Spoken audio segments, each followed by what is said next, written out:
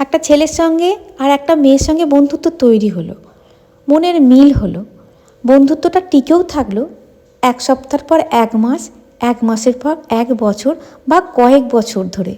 তারপরে বন্ধুত্বটা ভেঙে গেল।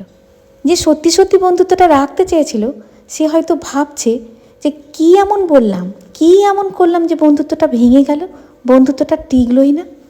আসলে বন্ধুত্বটা কোনো দিন তৈরিই হয়নি। যদি সত্যি সত্যি বন্ধুত্বটা তৈরি হতো তাহলে খারাপটাও সে মেনে নিত, ভালোটাও সে মেনে নিত। কেন, বন্ধুত্বের রীতি হচ্ছে এটা, বন্ধুত্বের নিয়মই হচ্ছে খারাপটুকু ভালোটুকু সবটুকু গ্রহণ করে একসঙ্গে পথ চলা। বন্ধুত্বটা যেখানে তৈরি হয়নি, বন্ধুত্বটা ভেঙে যাওয়ার আফসোসটা কেন?